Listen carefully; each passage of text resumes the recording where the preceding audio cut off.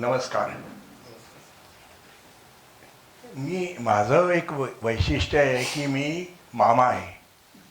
मामा म्हणजे मी दोनदा एम ए केलं आहे. तर एम ए दोनदा लावलं की मामा होतो. तेव्हा मी तुम्हाला मामा करण्याकरता मी बोलत नाही आहे.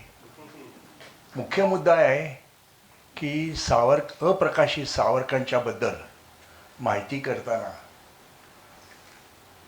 लहानपणापासून सावरकरांच्याबद्दल, शिवाजी महाराज सावरकरांच्याबद्दल एक प्रकारचा आदर होताच. अशा वेळेला मी तरुण असताना, 19 वर्षाचा असताना, यशवंतराव चव्हाणांचं चरित्र त्यांच्या मेव्हण्याने प्रसिद्ध केलं होतं 59ला, 15 ऑगस्टला. आणि 16 ऑगस्टला मी ते वाचलं. आणि त्यामध्ये यशवंतराव चालत चालत कराडला गेले आणि सावरकर पत्ते खेळत होते, असे एक लिखाण होतं. घरी आल्यानंतर मी अस्वस्थ होतो. मी स्वातंत्र्यवीर सावरकरांना पत्र लिहिलं की तुमच्याबद्दल असं काहीतरी विचित्र आहे, ते खरं नसावं असं वाटतं. एक इतिहासाचा विद्यार्थी म्हणून तुमच्या नजरेत आणू इच्छितो.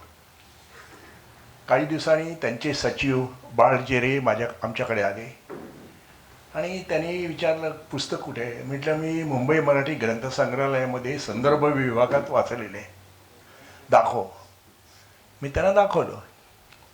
त्यांनी विचारलं संदर्भ विभागाला की हे पुस्तक तात्याराव सावरकर, स्वातंत्र्यवीर सावरकरांना मिळू शकेल का वाचायला? आपण मराठी लोक तत्वनिष्ठ. त्यांनी स्पष्ट सांगितलं, हा संदर्भ विभाग आहे, इथे बाहेर पुस्तक देणार नाही, पाहिजे तर सावरकरांनी इथे यावं आणि वाचावं. ते पुस्तक द्यायचं कसं? तर आमच्या बिल्डिंगच्या खालती लाखानी बुगडपो नावाचा मुसलमान माणसाचं दुकान होतं आणि त्याची माझी मैत्री होती, कारण मला पुस्तकाचं व्यसन होतं. त्याला विचारलं आणि त्याच्याकडे ते पुस्तक होतं. त्यांनी मला ते दिलं 8 दिवसाकरता. ते मी दिलं आणि 8 दिवसांनी बाळजेरेने परत आणून दिलं. मग परत आले सांगायला की आम्ही यशवंतरावांना पत्र लिहिले आहे. परत 8 दिवसांनी आलं की यशवंतरावांचं माफीपत्र आलेलं आहे. माफीपत्र हे मर्सी पेटिशन नाही आहे, माफीपत्र आलेलं आहे. आणि यशवंतराव म्हणाले पुढल्या आवृत्ती काढणार आहे आणि त्यांनी परवानगी दिली आहे, तुम्ही छापा. म्हणून ते पत्र म्हणाले की तुमचं नाव टाकू का? म्हटलं, मी नावाकरता नाही, पण हे इतिहासाचा संदर्भ आहे. आणि ते मराठामध्ये प्रसिद्ध झालं होतं. त्यानंतर त्यांनी मला येऊन सांगितलं की तात्यानी तुला भेटायला बोलावलं आहे. म्हणून मी संक्रांत होती, पतंगमध्ये गर्क होतो. आईने मला आठवण केली, अरे तुला सावरकरांनी भेटायला बोलावलं आहे ना, तयार हो. मला पतंग सोडून जायला होतं, पण मी निघालो. खिशामध्ये त्या काळात 1 रुपया होता. 4 जायला 4 यायला. बसचं तिकीट किती पाहिजे? सावरकर सदनला गेलो. मला वाटतं की 5-10 मिनिटात होईल. 1 तास माझ्याशी बोल. पहिली 10 मिनिटं त्यांनी माझी CID टाईप चौकशी केली. म्हणजे वडील काय करतात, काका काय करतात, मावशीचे म्हणजे आत्याचे यजमान काय करतात, मामा काय. म्हटलं मामा नाही आहे. मग आत्याचे यजमान काय करतात, चुलत भाऊ काय करतात, अशी सगळी चौकशी केली. मग तू काय काय वाचलंस, ती चौकशी केली.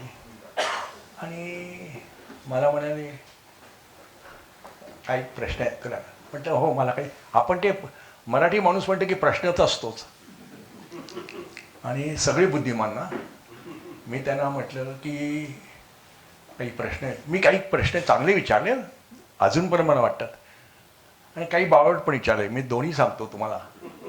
एक मी त्यांना विचारलं, कम्युनिस्ट गव्हर्नमेंट आलं होतं आणि ते इंदिरा गांधीच्या याच्यामुळे कोसळून राष्ट्रपती राजीव आणली आणि त्याला तुम्ही विरोध केला, कम्युनिस्ट पक्षांच्या बाजूने बोलला, तुम्ही हिंदुत्वनिष्ठ नाही, हे कसं काय?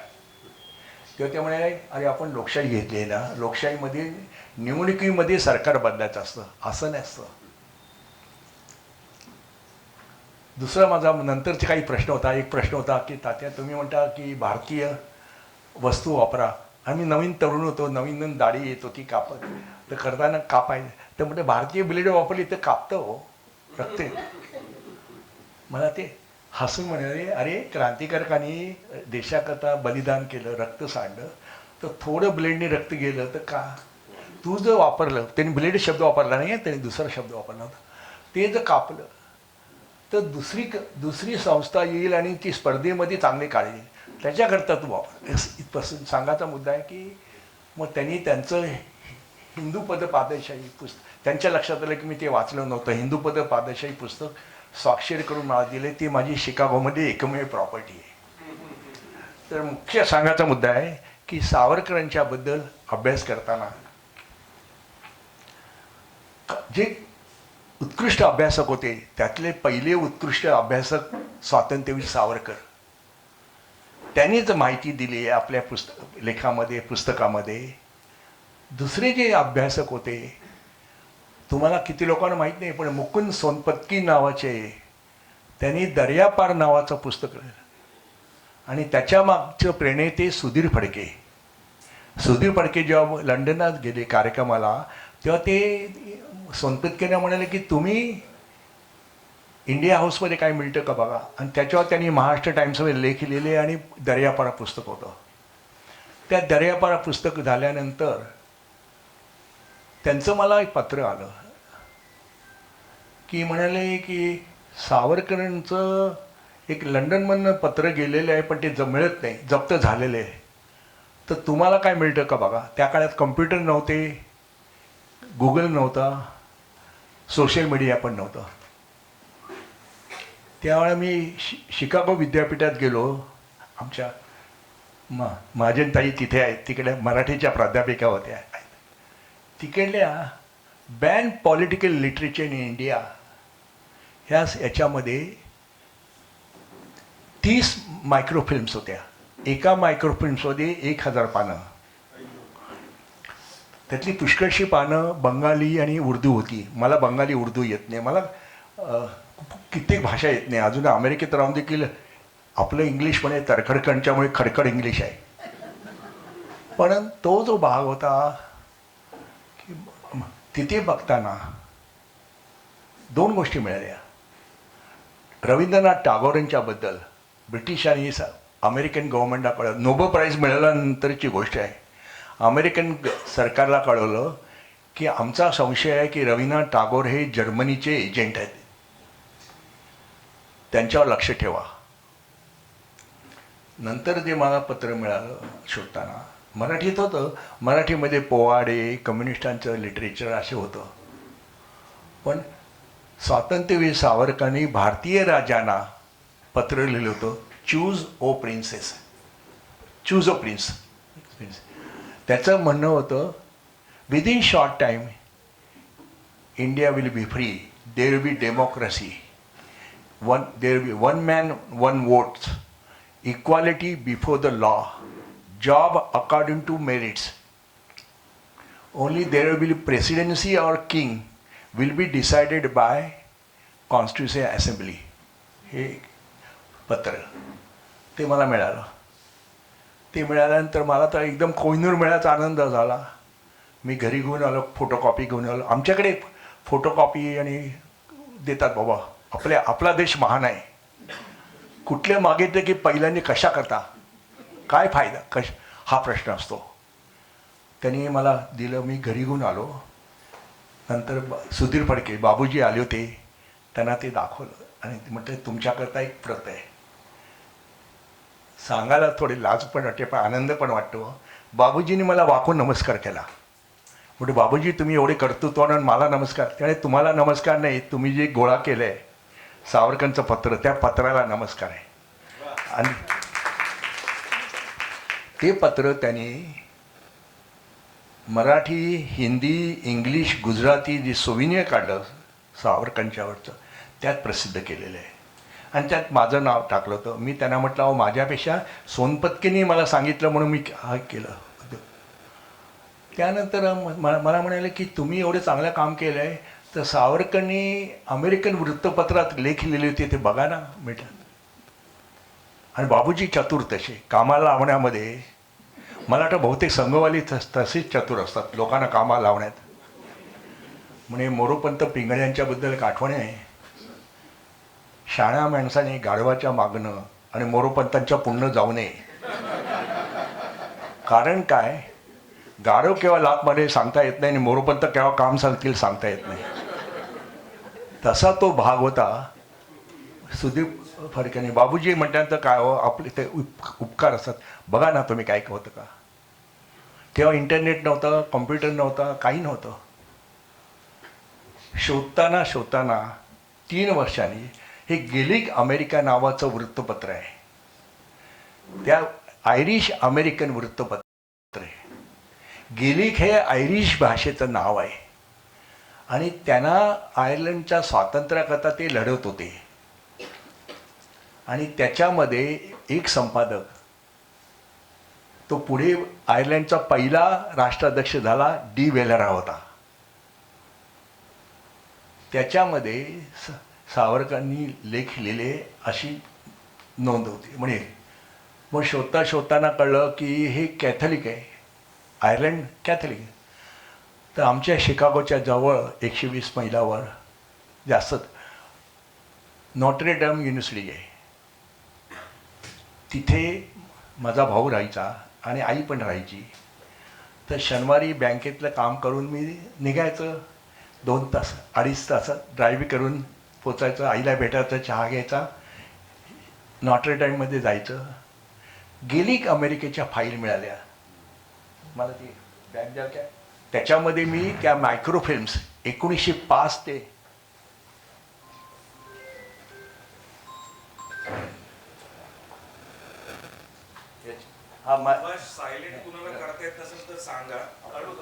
ऐकू येतं ना आवाज ऐकू येतो ना पाठी. तर त्या मायक्रोफिल्ममध्ये सावरकरांचे 4 लेख मिळाले. पहिला लेख सांगितला तर आश्चर्याचा धक्का आहे. पहिल्या लेखाचं नाव आहे, टायटल आहे an appeal to the children of Islam. इजिप्तमधले मुसलमान, इराणमधले मुसलमान, तुर्कस्तानमधले मुसलमान स्वातंत्र्याकरता लढताय, तो भारतीय मुसलमानांनी स्वातंत्र्य लढ्यात सामील व्हावं, हा लेख आहे. दुसरा लेख आहे, सावरकर तुम्हाला माहिती आहे की लंडनला असताना बंगाली शिकले, उत्कृष्ट बंगाली बोलत होते, गुरुमुखी शिकले आणि गुरुमुखीमध्ये शिखांचे ग्रंथ वाचून त्यांनी शिखांचा इतिहास नावाचं एक पुस्तक म्हणजे लिखाण केलं होतं. त्याची हकीकत आता मगाशी बोलताना होतं, युनियनिस्ट पार्टीच्या याच्यावरचं सिकंदर हयात खान म्हणून जे लंडनला होते सावरकरांचे इंडिया हाऊसमध्ये, तर ते त्यांना प्रसिद्ध करायचं होतं. अडचणी होत होत्या, मॅगझिनच्या वेळेला अडचणी आल्या होत्या, कसं करायचं. तर सोपा मार्ग म्हणून त्यांनी एक प्रत सिकंदर हयात खानकडे दिली आणि तुम्ही भारतात घेऊन जा. सिकंदर हयात खान पुस्तक ते लिखाणाची वही घेऊन बोटीत बसले. बोट समुद्रात आल्यानंतर ब्रिटिश ऑफिसर आले, झडती घ्यायला सुरुवात केली. तेव्हा त्यांनी घाबरून ते पुस्तक, ते म्हणजे मॅन्युस्क्रिप्ट समुद्रात टाकलं.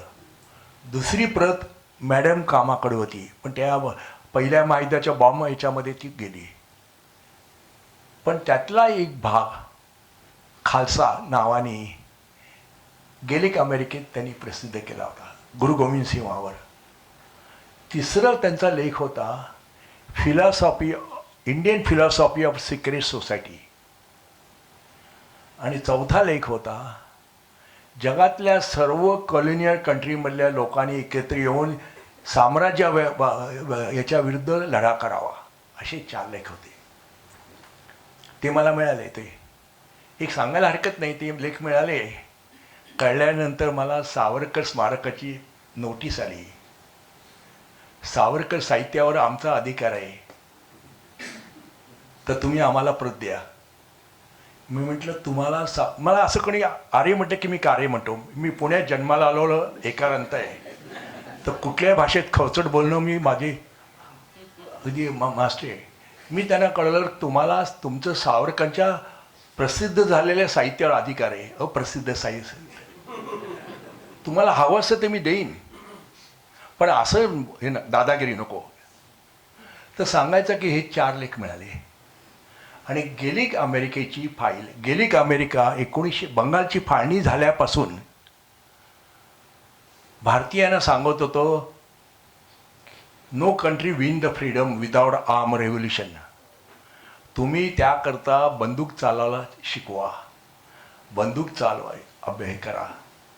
Don't go for dominion status like Australia and Canada, go for complete independent. ज्या टागोरांनी फाळणीनंतर वंदे मातरम काँग्रेसच्या अधिवेशनात म्हटलं, त्याचा बंगाली ब्लॉग त्यांनी गेलिक अमेरिकन छापला. आणि त्यानंतर प्रत्येक भारतीय भाषेमध्ये, मराठी, कन्नड, तेलुगू, तामिळ, गुजराती भाषेमध्ये भारतमातेची गाणी छापली. आणि सांगायला तुम्हाला कदाचित विश्वास बसणार नाही, पण ऐतिहासिक पुरावा आहे. उर्दू बरोबर पर्शियन आणि अरेबिक भाषेत भारतमातेची गाणी ती मला मिळाली. आणि ती बघितल्यानंतर मला वाटलं की आपल्याकडे पाहिजे. म्हणून मी बायकोची नाराजी घेऊन ती मायक्रोफिल्म्स 2 विकत घेतल्या. मला तिने विचारलं, मायक्रोफिल्म कसं वाचणार? म्हटलं मायक्रोफिल्म वाचता आलं तर ठीक आहे, पण आपल्याकडे पाहिजे आणि ती माझ्याकडे आहे. तर त्याच्यामध्ये ते लेख मिळाले. मग ते असताना 2010 साली डॉक्टर श्रीरंग गोडबोले, औंधचे डॉक्टर, ज्यांचे वडील आणि आजोबा सावरकरांचे डॉक्टर होते, त्यांनी मला विचारलं की तुम्ही असं काही प्रसिद्धी कर, तर तुम्ही आमच्या savarkar.org करता संशोधन कराल का?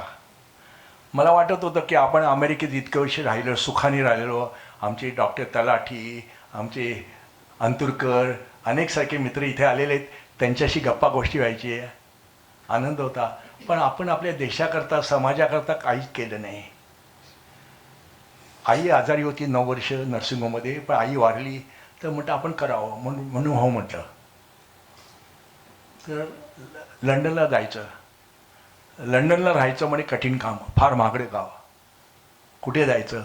पण इथे संघाच्या माध्यमातून डॉक्टर राम वैद्यांच्यामुळे माझं राहणं सुखदायक झालं. लंडनमध्ये 3 आर्काइव्ज आहेत. एक British Indian government archives, India house म्हणून नाव आहे. दुसरी आहे नॅशनल आर्काइव्ज ऑफ UK. आणि तिसरी न्यूजपेपर आर्काइव्ज, ज्याच्यामध्ये जुन्या काळातले सर्व भाषेतले वृत्तपत्र आहेत. आणि ते 3 ठिकाणी आहे. तिथे राहायचं कसं?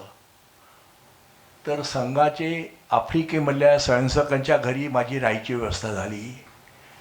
भाभीने सकाळी उठल्यानंतर ब्रेकफास्ट द्यायच्या, टिफिन कॅरियरमध्ये लंच द्यायचा, चहा पिण्याकरता थर्मसमध्ये चहा द्यायच्या, संध्याकाळी जेवण व्हायचं. एक सांगायची गोष्ट अशी आहे, या रचनेमध्ये रामवैद्यांच्यामुळे लंडनला 3 महिने, पॅरिसला 1 महिना राहिलो होतो. लंडनच्या आर्काइव्जमधनं, इंडिया हाऊसमधनं गेलो. त्यांना मी ईमेल टाकली होती, माझा अमेरिकन पासपोर्ट दाखवला. 5 मिनिटाच्या आत मला कार्ड मिळालं. वरती गेलो, एक तरुण मुलगा आला होता. Can I help you? म्हटलं शुअर. म्हटलं I am would like to do the research about Indian freedom fighter in UK from 1906 to 1910, revolutionary. त्यांनी मला काय विचारावं, are you talking about Savarkar? म्हणजे त्याचा PhDचा अभ्यास होता. आणि मग त्यांनी मला मदत केली. तिथे मायक्रोफिल्म्स होत्या, जुने कागदपत्र होते. सांगायची गोष्ट आहे की मोरिया बोटीचा मॅप, इंग्लंड, हे ब्रिटिश लोक आहेत, पैसे घेण्यात आहेत. आमच्या अमेरिकेमध्ये $1 तुम्हाला 10 पानं मिळतात. म्हणजे छायाप्रत किंवा मराठी सांगायचं झिरॉक्स कॉपी. इंग्लंडमध्ये 1 पाऊंडाला 4 पानं. आणि मोरिया बोटीच्या मॅपचं कॉपी द्यायला 28 पाऊंड मागितले. पण तो मॅप मिळाला. सावरकर कुठल्या मजल्यावर होते, तिकडनं संडास कुठे होता, कोण कोण होतं, ही माहिती मिळाली. ती गोळा करताना केली. पॅरिसमध्ये आलो. परत सांगायचं की श्रीरंग गोडबोले यांचा हा मोठा भाग आहे. दुसरी व्यक्ती इंग्लंडमधली वासुदेवराव गोडबोले, अस्सल पुणेकर. आणि पण सावरकर प्रेमी. हिंटाना ते सावरकरांचे इंडिया हाऊस, दादाबाई नवरू यांचं मदनलाल दीर्घा तिकडे फाशी दिली, जागा दाखवायची सगळं. मार्क्सचं मी म्हटलं मला कार्ल मार्क्सची समाधी बघायची आहे, ती दाखवली. मी त्यांना म्हटलं मला महात्मा गांधींचं घर बघायचं आहे, ते बिथरले. आणि पण अतिशय चांगले हुशार अभ्यासक, म्हणजे वाचन त्यांचं चांगलं आहे, अभ्यासक चांगलं आहे.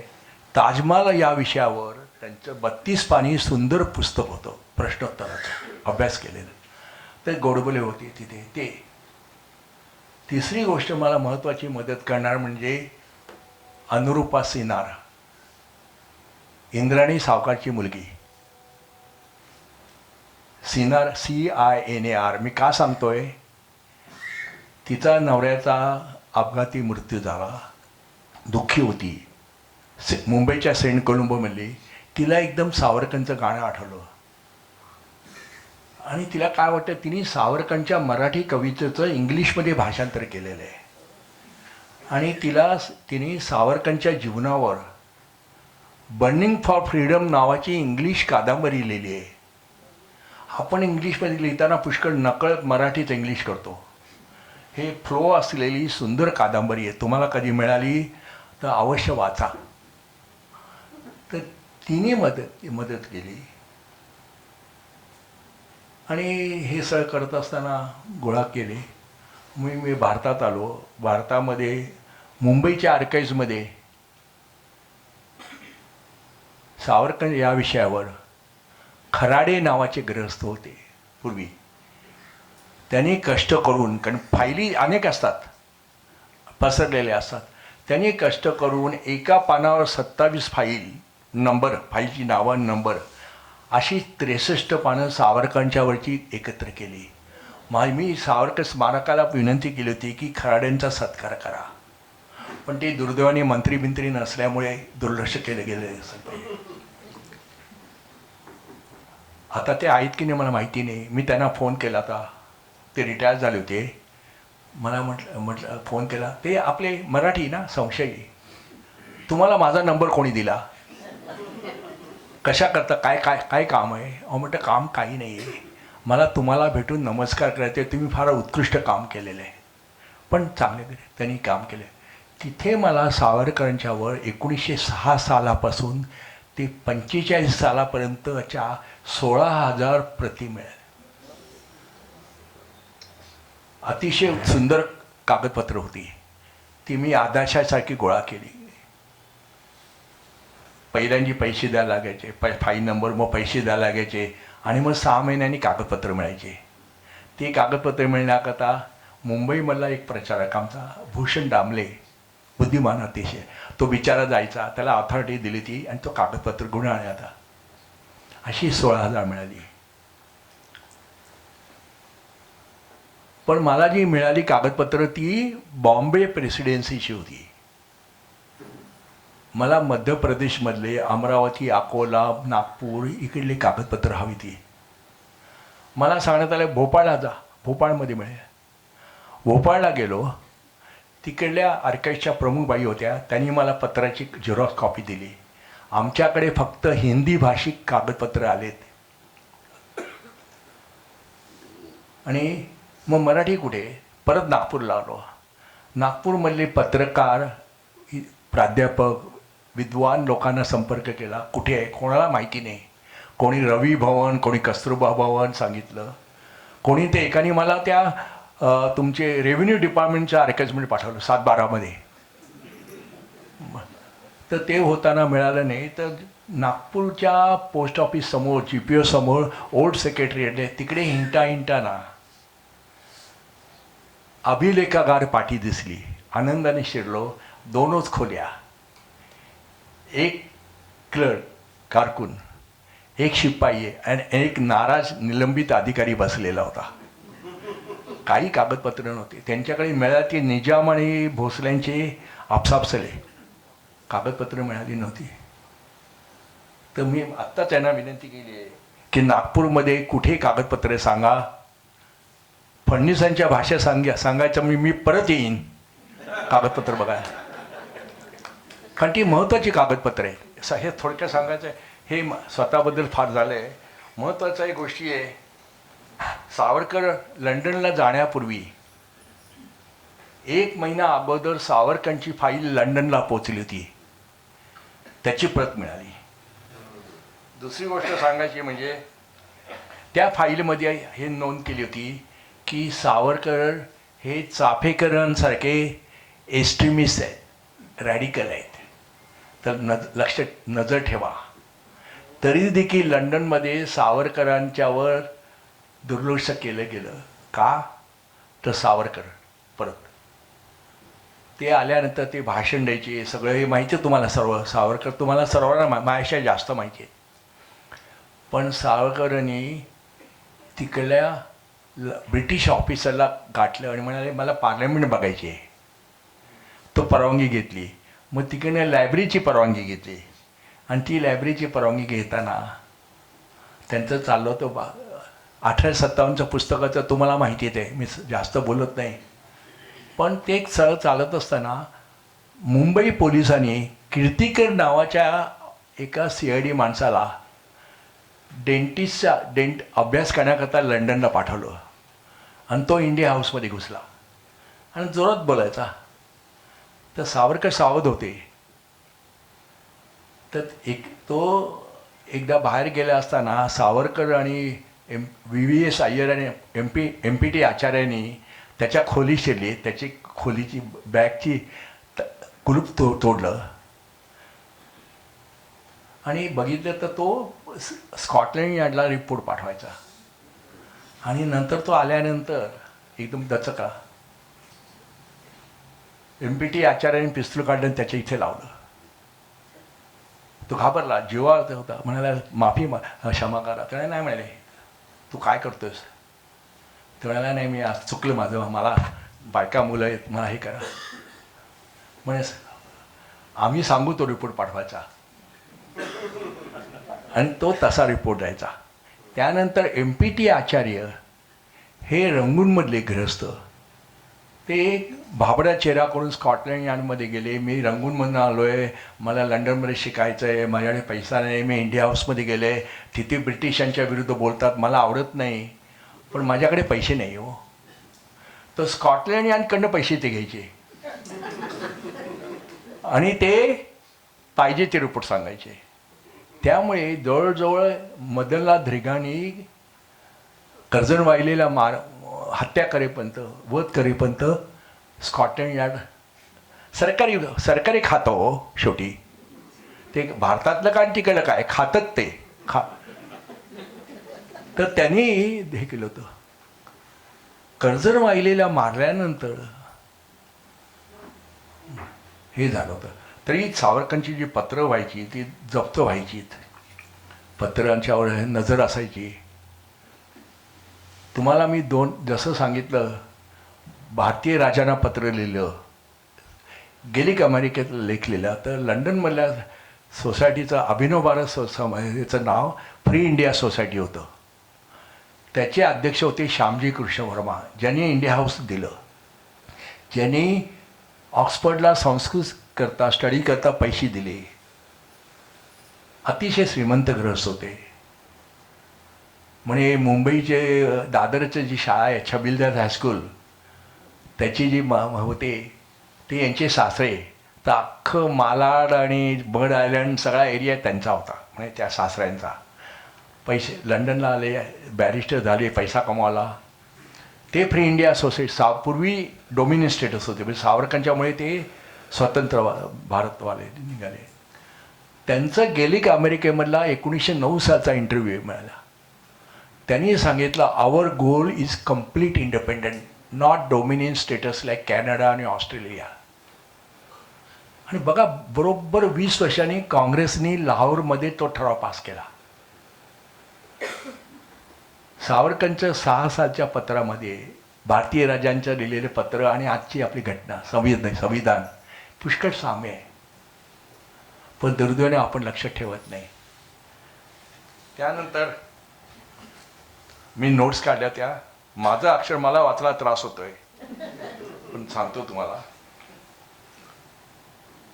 लंडनमध्ये असताना रणाविण स्वातंत्र्य कोणा मिळाले हे मित्रमेळ्याची घोषणा होती. सावरकरांनी भारतीय आणि पाश्चात्य देशाचा अभ्यास करून no country win the freedom without arm revolution and revolt of the people. त्याचबरोबर enemy's enemy is our friend, the enemy's enemy should help us, हे त्यांनी अमेरिकन स्वातंत्र्य लढ्यावर अमेरिकेला फ्रान्सने मदत केली याच्या आधारे सिद्ध केलं होतं. इटालियन स्वातंत्र्याच्या सिद्ध केलं होतं. अशा वेळेला भारतामध्ये हे कसं करावं म्हणून तुम्हाला माहिती आहे सावरकरांनी 20 पिस्तूल पाठवली. ती कशी पाठवली तेही तुम्हाला माहिती असेल. पण ते पाठवताना बॉम्ब कसं करायचं, सावरकरांचे संपर्क आयरिश क्रांतिकारक, रशियन क्रांतिकारक, इजिप्शियन क्रांतिकारक यांच्याबरोबर होते. त्यात रशियन क्रांतिकारकांकडनं त्यांना बॉम्ब कसं बनवावं याचं मॅन्युस्क्रिप्ट मिळालं, पण ते रशियन भाषेत होतं. त्याचं भाषांतर कोण करणार, तर सेनापती बापटांच्या प्रेमात एक ॲना नावाची त्या रशियन मुलगी होती. तिला माहिती आहे बापटांनी सांगितलं की माझं लग्न झालेलं आहे, मी क्रांती याच्यात आहे, कधी फासावर जाईन, या जन्मी तर आपलं शक्य नाही. तरी देखील त्या बाईने प्रेमापोटी मेडिकलची स्टुडंट असताना एक टर्म ड्रॉप घेऊन त्याचं इंग्लिशमध्ये भाषांतर केलं आणि ते लंडनला आलं. लंडनमध्ये बॉम्ब बनवला गेला छोटा, ते तुम्ही चित्रपटात बघितलं असेल. तर त्यानंतर त्याची एक प्रत पुण्यात आली. पुण्यामध्ये लोकमान्य टिळकांना गावाच्या बाहेर, त्या तत्कालीन गावाच्या बाहेर नेऊन विहिरीमध्ये तो बॉम्ब बनवून स्फोट करून दाखवला. त्याचीच एक कॉपी कलकत्त्याला गेली आणि तिथे बॉम्ब बनवून पहिला भारतीय बॉम्ब कलकत्त्यात फुटला. ही माहिती आहे.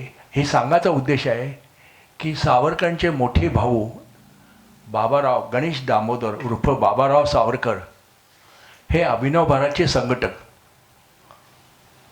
अतिशय देशभक्त, पण थोडे काय म्हणतात उतावळे. टिळकांच्या खटल्यासमोर जाऊन जोरजोराने टिळकांच्या बाजूने घोषणा, ब्रिटिशांच्या विरुद्ध घोषणा, नाशकात पण होतं.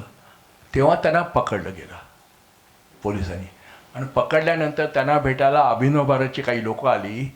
तेव्हा एक ब्रिटिश पोलीस ऑफिसर उभा होता. यांना वाटलं काय गोऱ्या माणसाला काय येते म्हणून ते आपल्या मित्रांना म्हणाले वळचणीत साफ करा. पण त्या ब्रिटिश माणसाला मराठी येत होतो. त्यांनी चौकशी केली वळचण म्हणजे काय. आमच्या महाजनबाई सांगतील वळचण म्हणजे काय, ज्याला आपण ॲटिक म्हणतो. तिथे पोलिसांनी धाड घातल्यानंतर तिथे बॉम्ब कसं बनवावं याचं मॅन्युस्क्रिप्ट मिळालं आणि काही पुस्तकं मिळाली मॅझिनी आणि अभयचं 1857चं. म्हणून बाबारावांना पकडलं गेलं. बाबारावांना कवितांचं पुस्तक छापलं म्हणून जन्मठेपची शिक्षा झाली नाही. जन्मठेप ही शिक्षा, कविता ही हा एक प्रकारचा ब्रिटिशांना सांगायचं नव्हतं की यांच्याकडे बॉम्ब बनवायचं साहित्य हे म्हणून ते झालेलं होतं. ही माहिती बाबारावांचा किती छळ झाला. बाबारावांना इलेक्ट्रिकचे शॉक दिले गेले तुम्हाला माहिती आहे. इथे त्यांचं छायाचित्र आहे ते मिळेल तुम्हाला, पण ती माहिती मिळाली.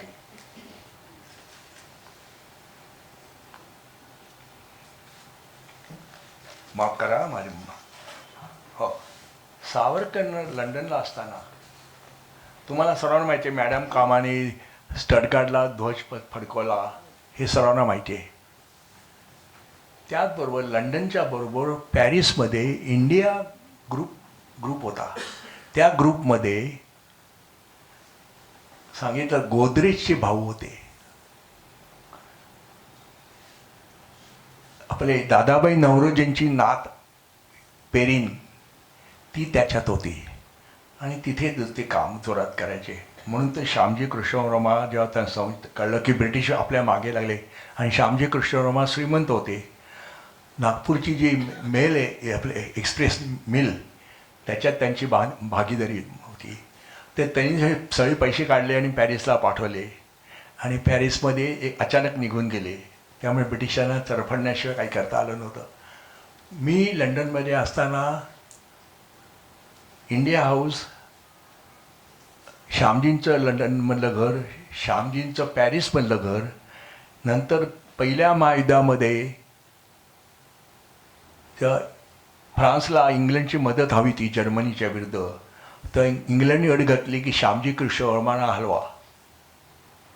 तर श्यामजींना सांगण्यात आलं की तुम्ही फ्रान्स सोडा. तेव्हा ते स्वित्झर्लंडला जिनेवामध्ये गेले आणि एका लेकच्या समोर त्यांनी मोठं 3 मजली घर घेऊन तिथे राहतात. त्या घराचा व्हिडिओ माझ्याकडे, फोटो माझ्याकडे, बाहेर पाठी आहे श्यामजींचं. तर हे हा जो भाग होता श्यामजींचा.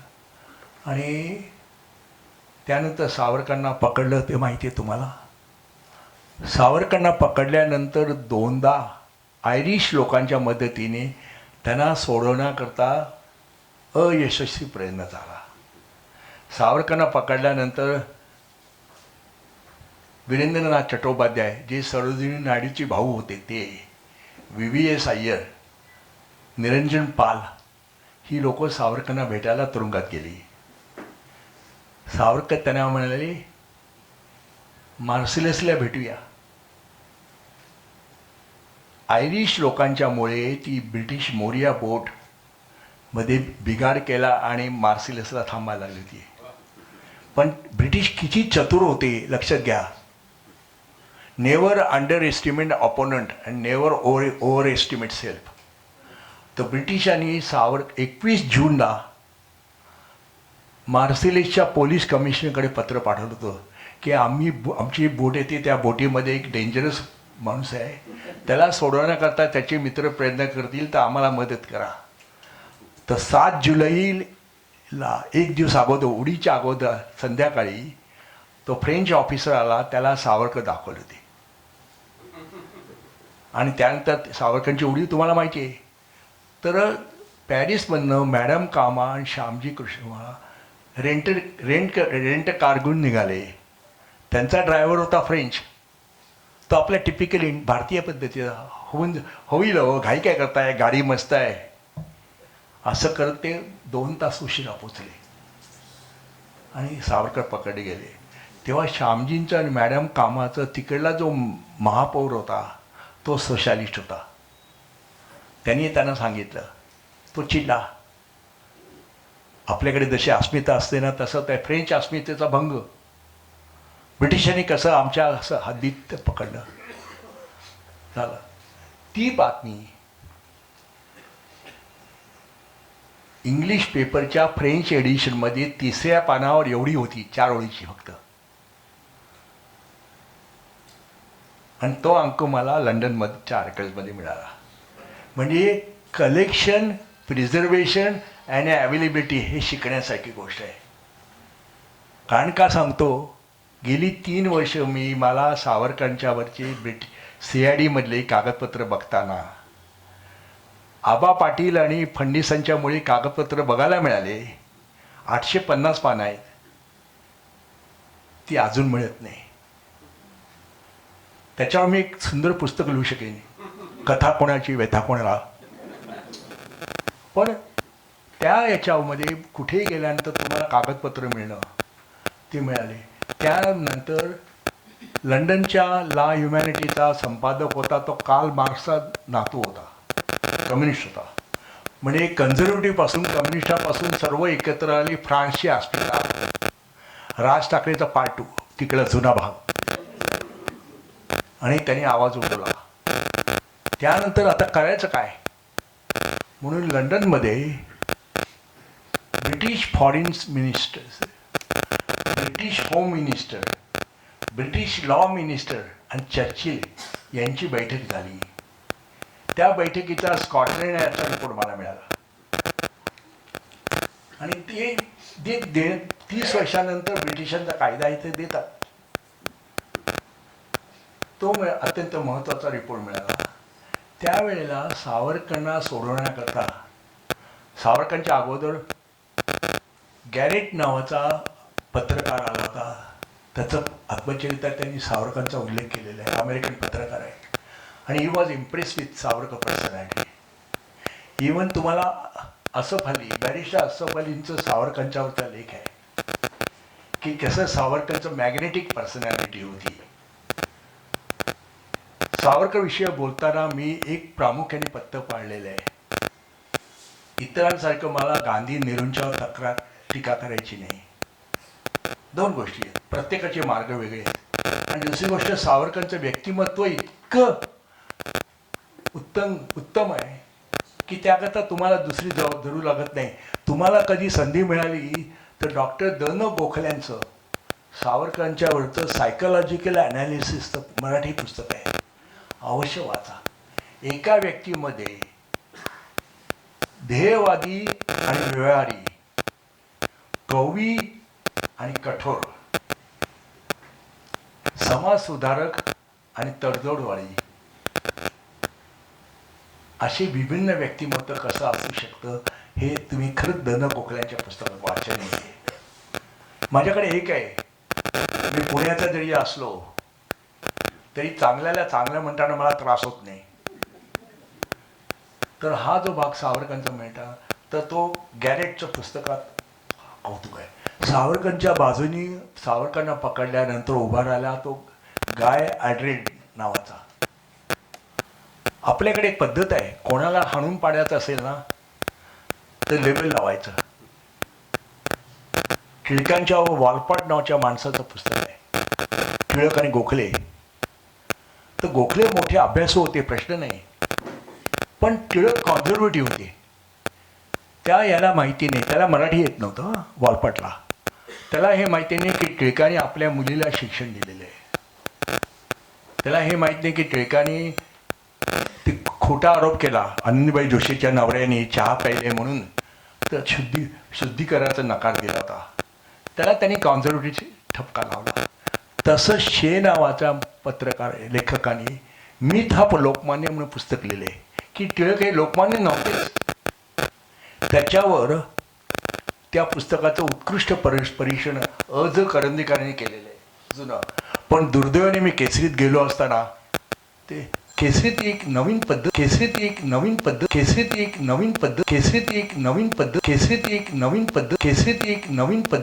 चांगली आणली. केसरीत एक नवीन पद्धत आहे चांगली आणली. केसरीत एक नवीन पद्धत आहे चांगली आणली. केसरीत एक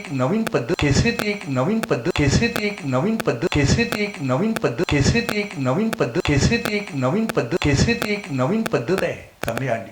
केसरीत एक नवीन पद्धत आहे चांगली आणली. रोहित टिळकांनी आणली. केसरीत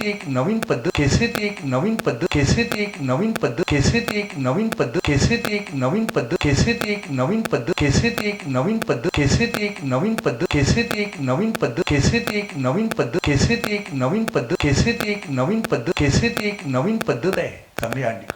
रोहित टिळकांनी आणली बाबा. जुनं फेकून दिलं. म्हणजे केसरीच्या केसरीत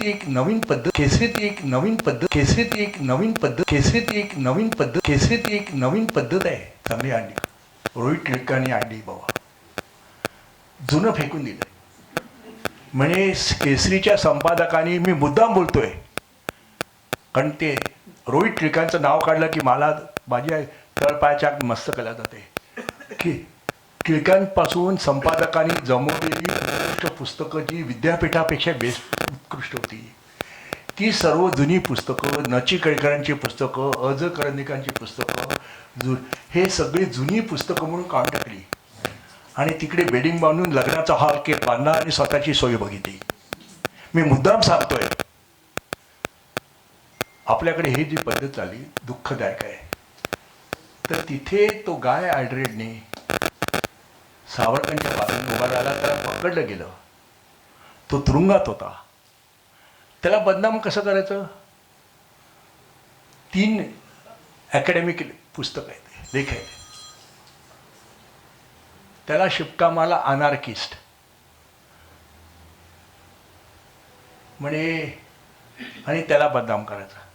त्या माणसाने सावरकर 1948च्या गांधी हत्या खटल्यात सावरकरांचं आणि नथुराम गोडसेचं स्टेटमेंट नथुराम गोडसेचं स्टेटमेंट जेव्हा बॅन झालं तेव्हा ते गाय ॲड्रियननी लंडनच्या आपल्या साप्ताहिकात छापलं होतं.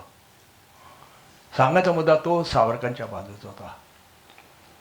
तसंच सावरकरांचे आणखीन एक सहकारी तुम्हाला मी कशी सांगितलं आहे की असफ अली किंवा सिकंदर हयात खान, त्याचबरोबर डॉक्टर कुटिनो म्हणून गृहस्थ होते, पोर्तुगीज म्हणजे जन्माला आलेले.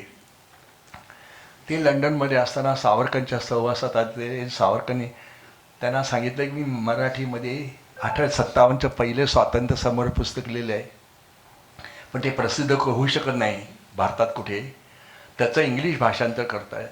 त्यामध्ये कोरगावकर नावाचे गृहस्थ होते. बॅरिस्टर कोरगाव, ते पुढे बॅरिस्टर झाले. की मदनलाल दीर्घांनी जेव्हा कर्जन वाहिले मारला तेव्हा ते त्यांच्या बाजूला उभे होते. असे कोरगावकर जेव्हा सावरकरांना पकडल्यानंतर जो खटला झाला ते भिवून ते माफीचे साक्षीदार झाले. नंतर आफ्रिकेत आले, पैसा कमावला, हिंदू संस्थांना मदत केली. सांगायचं की जेव्हा केनियामध्ये पहिलं शाखा सुरू झाली संघाची, त्याच्या मागचा प्रमुख हातभार बॅरिस्टर कोरगावकरांचा होता. आणि कोरगावकर हे पुणे विद्यापीठाचे गोळे म्हणून जे सचिव होते त्यांचे नातेवाईक, हे दुर्गा भागवतांनी आपल्या मुलाखतीत सांगितलं होतं. तर हे कोरगावकर होते. तर गाय ॲड्रेस ठामपणे उभा राहिला. आणि श्यामजी कृष्ण वर्मा, मॅडम कामा यांनी तर इंटरनॅशनल कोर्टात खटला जायचा ठरला. इंटरनॅशनल कोर्टात खटला जायचा त्याकरता मॅडम कामानी फ्रेंच वकील दिला आणि त्यांनी अर्ज केला की मला सावरकरांच्या बाजूनी बाजू मांडायची. पण यांनी सांगितलं की तडजोड केली होती.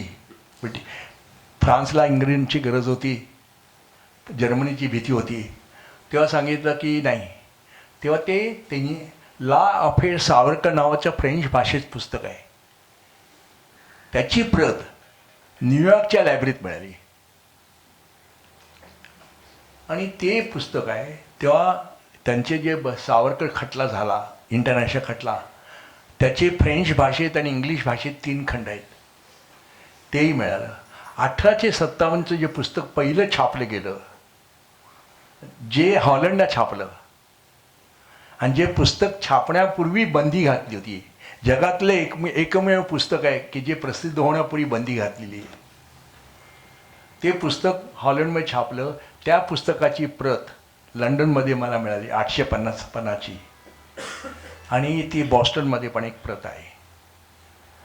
तर ते पुस्तक अशी कागदपत्र गोळा करत असताना सावरकरांना मुक्त करा म्हणून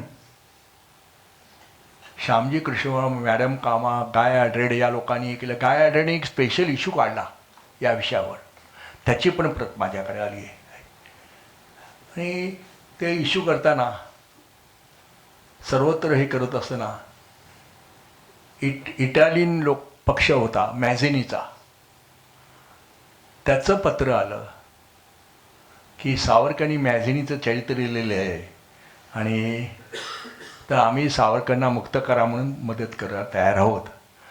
आणि ह्या विषयात आणखीन सांगायचं आहे, डॉक्टर फसाना नावाचा इटालियन मनुष्य मराठी शिकला, प्राध्यापक, तो पुण्यात यायचा, अनेकदा मुंबईला यायचा. त्यांनी रामदास स्वामी समर्थ रामदास मॅझिनी आणि सावरकर या विषयावर लेख लिहिले. तर तो सांगायचा मुद्दा आहे की हे सगळं सांगत असताना इटालियन पत्रामध्ये नोंद आहे की पॅरिसमध्ये खोरात KHORAT नावाचं हे टोपण नाव आहे. त्यांनी सावरकरांचं चरित्र फ्रेंच भाषेत लिहिले आहे असं इटालियन पत्रात नोंद आहे. शोधण्याचा प्रयत्न केला, मला काही नाही. पण खोरातचे 2 लेख मला मिळाले. ते दोन्ही लेख टिळकांच्यावर होते आणि दुसऱ्या लेखात सावरकरांच्याबद्दल आहे, फ्रेंच भाषेत आहे, मला काही येत नाही फ्रेंच. तर ते सगळं होताना आणखीन माहिती मिळाली. झेकोस्लोवाकिया नावाचा पूर्वी एक देश होता, झेक आणि स्लोवाक, त्यांचा जो राजदूताचं पुस्तक आहे त्यात त्यांनी लिहिलं आहे की त्या काळामध्ये प्रागमध्ये मॅडम कामा, श्यामजी कृष्ण वर्मा आणि सावरकरांच्यावर प्रागमधल्या वृत्तपत्रात लेख यायचे. ते प्राग त्यावेळेला ऑस्ट्रो हंगेरियन एम्पायरचा भाग होता आणि ऑस्ट्रो हंगेरियन एम्पायर म्हटल्यानंतर त्याची दरबारी भाषा जर्मन, जसे आपले मोगलांची पर्शियन होती तशी. तर ते लेख कुठल्या भाषेत आहे हे शोधून काढायची आवश्यकता आहे. अशी विविध सावरकरांनी उडी मारल्यानंतरची माहिती, बातमी अमेरिका, युरोप, ऑस्ट्रेलिया, न्यूझीलंड, चीन या भाषेमधल्या वृत्तपत्रात प्रसिद्ध झालेली आहे.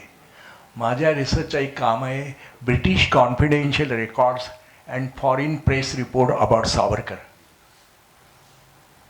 म्हणजे सावरकरांनी उडी मारली, आंतरराष्ट्रीय कोर्टाचा निकाल, ही बातमी कॅन्सास सिटी स्टारमध्ये आलेली आहे. म्हणजे New York times, Washington post, Chicago Christian science monitor योग्य आहे, पण छोट्या छोट्या वृत्तपत्रात, न्यूझीलंडच्या पत्रात, ऑस्ट्रेलियाच्या पत्रामध्ये अशी अनेक माहिती आपल्याला मिळते. ही मिळत असताना मग पुढे सावरकर जेव्हा अंदमानला गेले, तर गॉर्कीचा लेख आहे सावरकरांच्याबद्दलचा, मॅक्झिम गॉर्कीचा तो लेख आहे. सावरकरांना पकडल्यानंतर कोपनहेगनला इंटरनॅशनल सोशलिस्ट कॉन्फरन्स आली, की जी इंटरनॅशनल सोशलिस्ट कॉन्फरन्स स्टटगार्डला झाली असताना मॅडम कामाने भारताचा ध्वज फडकवला आणि हा स्वतंत्र भारताचा ध्वज आहे म्हणून सर्वांनी उभं राहून मानवंदना दिली. तर त्यात ती पुढली कॉन्फरन्स 1911 साली कोपनहेगन, हॉलंडमध्ये झाली. तिथे ब्रिटिश MP हाईड त्यांनी सावरकर मुक्तीचा ठराव मांडला. पण आपल्याकडे काही लोक विद्वान असतात. त्या कॉन्फरन्समध्ये लेनिन उपस्थित होता, पण लेनिन उपस्थित याचा धागा पकडून आपण सुतावून स्वर्गावर जातो. एकाने लिहिलं की सावरकर मुक्ती करता लेनिननी ठराव मांडला. इतिहास सांगत नाही तसं. पण सावरकरांना ते अंदमानला पाठवलं. गॉर्कीचं सांगितलं, मॅडम कामा स्वतंत्र भारताकरता प्रयत्न करत होत्या, तेव्हा ब्रिटिशांच्या दडपणाखाली फ्रान्सने त्यांना पकडून बेटावर ठेवलं. तेव्हा डॉक्टर कुटिनो जे वॉशिंग्टन DC मध्ये होते, कारण त्यांना फ्रेंच, इटालियन, स्पॅनिश, पोर्तुगीज सगळ्या भाषा येत होत्या, म्हणून त्यांना कॅथोलिक युनिव्हर्सिटीमध्ये आणि अमेरिकन फॉरेन खात्यामध्ये होतं माणूस. त्यांनी न्यूयॉर्क टाइम्स आणि वॉशिंग्टन पोस्टमध्ये मॅडम कामाच्या पकडल्याबद्दलचा निषेध व्यक्त केला. त्यानंतर त्या सुटल्यानंतर त्यांना भेटायला ते पॅरिसला गेले. पॅरिसमध्ये ते मॅडम आणि ती हकीकत आलेली आहे पुढे. पण ही जी अशा गोष्टी निघतात, ते डॉक्टर कुटिनो इतके अभिमानी की ते स्वतःचं वर्णन स्वारस्य ब्राह्मण म्हणून करायचे आणि सांगितलं, मी मेल्यानंतर मला अग्निसंस्कार करा. अमेरिकेत वाढले. तर कुटिनोची काही माहिती मिळाली. सावरकर रत्नागिरीला आले. सावरकरांचं पुढलं तुम्हाला काम माहितीच आहे. मी अंदमानच्या त्रासाबद्दल बोलणार नाही, कारण मला तुमच्या डोळ्यातनं पाणी काढायचं नाही, किंवा रत्नागिरीबद्दल बोलणार नाही, कारण तुम्हाला माहितीच आहे माझ्यापेक्षा. पण ते जेव्हा सुटून आले 36 साली 37ला, तेव्हा जपानमध्ये क्रांतिकारक रासबेरी बसू होते. रासबेरी बसू म्हणजे मोठेपण, म्हणजे जेव्हा इंग्लंडने राजधानी कलकत्ता बदलून दिल्ली केली आणि दिल्लीमध्ये लॉर्ड हार्डिंग व्हाईसरॉय आला आघाडीने, आणि दिल्ली स्टेशनपासून हत्तीवर बसून मोठी पुढे सैनिक आणि मोठी मिरवणूक घेऊन आमचं किती बलाढ्य दाखवण्याकरता निघाला होता, तेव्हा चांदणी चौकात त्यांच्यावर बॉम्ब पडला आणि तो बॉम्ब रासबेरी बसूनी टाकला होता. मी प्रयत्न केला की मला एवढं कळलं की पंजाब नॅशनल बँकेच्या गच्चीवरने टाकला गेला. ती मी गेलो, 2 पंजाब नॅशनल बँकेच्या बँक आहेत आणि दोन्हीकडे गच्च्या आहेत. त्यामुळे आपल्याकडे अशा नेमप्लेट लावत नाही हो. आपल्याकडे महात्मा गांधी मार्ग आणि नेहरू मार्गच असतो. यांचं नावच नाही कुठे. तुम्ही बघा मिळाला तर हा जो भाग होता ते श्यामजी, ते रासबिहारी बसू पळून जपानला गेले. त्यांनी जॅपनीज मुलीशी लग्न केलं आणि तिथे राहत होते. एशियन ग्रुपमध्ये काम करायचे. सावरकर सुटल्यानंतर त्यांनी सावरकरांना पत्र लिहिले. ते पहिलं पत्र दादरच्या पोस्टात जप्त झालं आणि त्या पत्राची प्रत मला CID ऑफिसमध्ये बघायला मिळाली. पण दुर्दैवाने अजूनपर्यंत पत्राची छायाप्रत किंवा झिरॉक्स कॉपी मिळत नाही. मी त्यांना म्हटलं मला याची प्रत पाहिजे. आपले सरकारी लोक, बुद्धिमान लोक, प्रचंड बुद्धिमान, मला म्हणे पत्र जुनं आहे. अहो 37 पत्र 2015ला नवं कसं असेल हो. मी म्हटलं मी समजू शकतो, कारण आपल्याकडे जो फोटोकॉपियर असतो, प्रिंटर, तो बेगमसारख्या गोशात असतो, तिकडे जायला परवानगी नसते. आमच्याकडे कोणी जावं, कोणी फोटो काढा, पैसे टाका, पैसे घ्या. मी म्हटलं तुम्ही मला देणार नाही परवानगी, पण मी कॅमेरा आणला आहे, कॅमेऱ्याने फोटो काढू. कॅमेरा म्हटलं की स्पाय, जेम्स बॉन्डचा मी दुसरा भाऊच. नाही म्हणे कॅमेऱ्याला परवानगी नाही.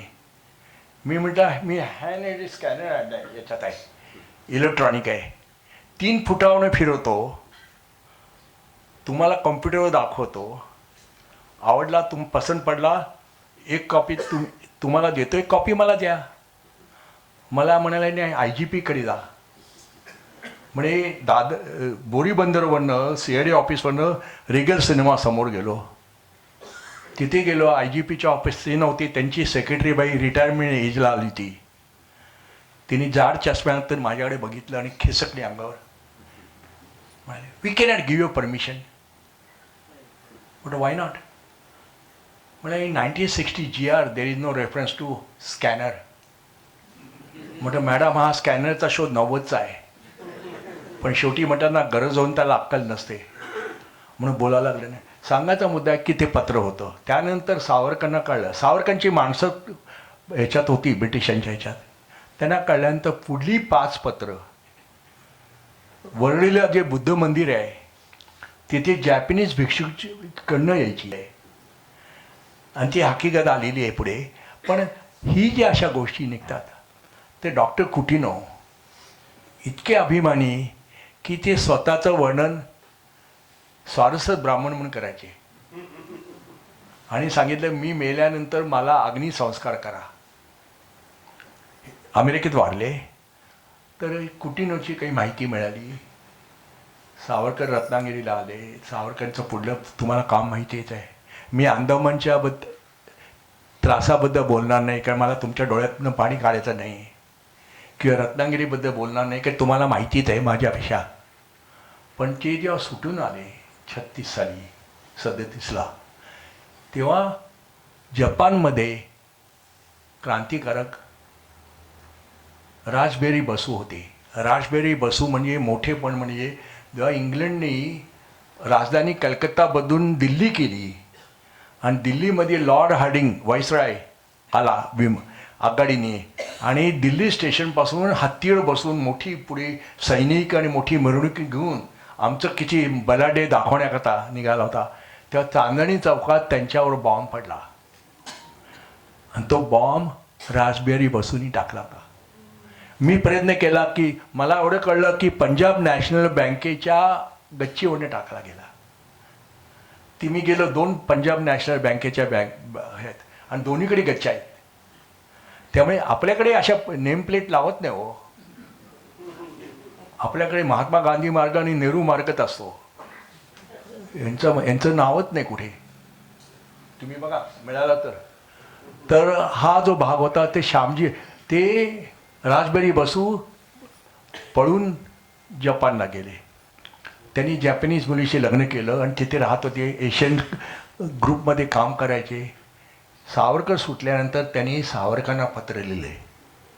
ते पहिलं पत्र दादरच्या पोस्टात जप्त झालं आणि त्या पत्राची प्रत मला CID ऑफिसमध्ये बघायला मिळाली. पण दुर्दैवाने अजूनपर्यंत पत्राची छायाप्रत किंवा झिरॉक्स कॉपी मिळत नाही. मी त्यांना म्हटलं मला याची प्रत पाहिजे. आपले सरकारी लोक, बुद्धिमान लोक, प्रचंड बुद्धिमान, मला म्हणे पत्र जुनं आहे. अहो 37 पत्र 2015ला नवं कसं असेल हो. मी म्हटलं मी समजू शकतो, कारण आपल्याकडे जो फोटोकॉपियर असतो, प्रिंटर, तो बेगमसारख्या गोशात असतो, तिकडे जायला परवानगी नसते. आमच्याकडे कोणी जावं, कोणी फोटो काढा, पैसे टाका, पैसे करा.